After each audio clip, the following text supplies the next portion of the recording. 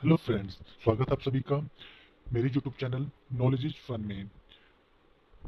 आज की इस वीडियो में हम सीटेट के प्रीवियस ईयर क्वेश्चन पेपर में आए हुए एक टॉपिक को थोड़ा सा डिटेल में पढ़ेंगे, क्योंकि इसमें से क्वेश्चन आ रहे हैं तो सभी को इसके बारे में पता होना चाहिए। बहुत छोटा सा टॉपिक है, इसमें से एक दो क्वेश्चन पेपर में आ सकते हैं, तो वीडियो को एंड तक जरूर देखें। और अभी तक आपने इस चैनल को सब्सक्राइब नहीं करा है तो प्लीज़ चैनल को सब्सक्राइब करें, ताकि मुझे भी मोटिवेशन मिले और मैं भी आगे भी ऐसी वीडियो बनाता रहूँ।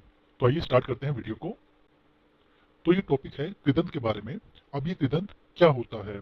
जब किसी क्रिया से ऐसा शब्द बनता है जो विशेषण या संज्ञा की तरह काम करता है। जब किसी क्रिया शब्द से ऐसा शब्द बनता है जो विशेषण या संज्ञा की तरह काम करता है तो उसे कृदंत कहते हैं।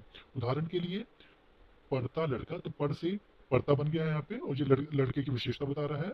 लिखी हुई पुस्तक, तो लिखना से लिखी हुई पुस्तक बन गया है। हंसता बच्चा, तो हंस से हंसता बन गया है। अब जो ये जो कृदंत होते हैं ना, ये दो प्रकार के होते हैं।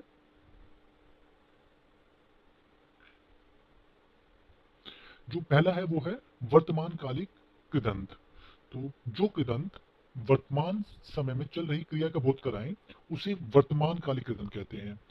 इनके अंत में प्राय ता, ती, ते आते हैं। तो अगर उदाहरण की बात करें तो दौड़ता लड़का, गाती लड़की, खेलते बच्चे, हंसता बालक। तो जिन क्रियाओं के अंत में ता, ती, ते आ रहे हैं, तो उससे हमें वर्तमान समय में किसी काम के होने का बोध हो रहा है, तो उसको हम वर्तमान कालिक कृदंत कह रहे हैं।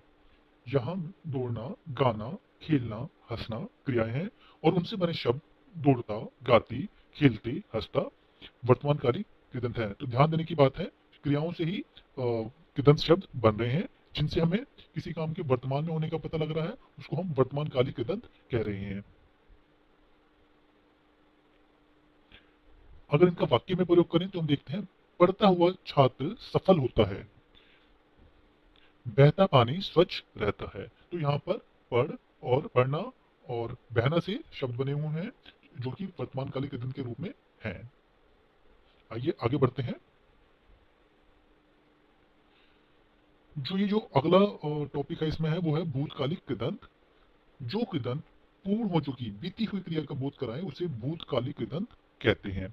मतलब जिन कृदंत शब्दों से किसी काम के कंप्लीट यानी पूर्ण होने का बोध होता हो उसे भूतकालिक कृदंत कह रहे हैं। इनके अंत में प्राय आ, ई, ए आते हैं।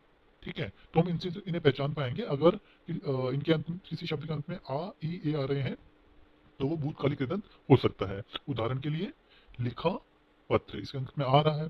पकी रोटी, इसके अंत में ई आ रहा है। गिरे हुए पत्ते, इसके अंत में ए आ रहा है। और टूटा खिलौना, तो इसके अंत में आ रहा है। यहाँ पर लिखना, पकना, गिरना और टूटना क्रियाएं हैं, तो ये क्रिया शब्द है। और इनसे जो शब्द बने हैं भूतकालिक कृदंत, वो है लिखा, पकी, गिरे, टूटा। अगर इनका वाक्यों में प्रयोग करें तो, लिखा हुआ पत्र मेज पर रखा है, तो यहाँ पे लिखना का लिखा हो गया, और गिरना का गिरे हुए फल उठा लो। एक बार इन दोनों में अंतर और समझ लेते हैं। वर्तमान कालिक कृदंत में चल रही क्रिया का बोध होता है, और भूतकालिक कृदंत में पूरी हो चुकी क्रिया का बोध होता है। वर्तमान कालिक कृदंत में के शब्द के अंत में ता, ती, ते आते हैं, जबकि भूतकालिक कृदंत के शब्द में आ, ई, ए आते हैं इसके अंत में। उदाहरण के लिए, पढ़ता लड़का, तो पढ़ के आगे ता आ रहा है, और पढ़ा हुआ पाठ तो इसमें आ रहा है, पढ़ा गया है। गाती लड़की, तो इसमें ती आ रहा है। गाया हुआ गीत, इसमें आ रहा है। बहता पानी, और यहाँ पे है बहा हुआ पानी। तो मुझे लगता है आपको ये टॉपिक अच्छे से समझ आ गया होगा। अगर आप देखेंगे तो जो कल जो मैंने वीडियो शेयर करी थी प्रीवियस ईयर क्वेश्चन पेपर में, उसमें से इसमें एक क्वेश्चन आया हुआ था। तो आप सभी इस टॉपिक को अच्छे से कर लें, कि अगर फ्यूचर में इसमें से कोई क्वेश्चन आता है तो उसे आप अच्छे से अटेंड कर पाएं। अगर वीडियो अच्छी लगी हो तो वीडियो को लाइक और चैनल को सब्सक्राइब जरूर करें। Thank you.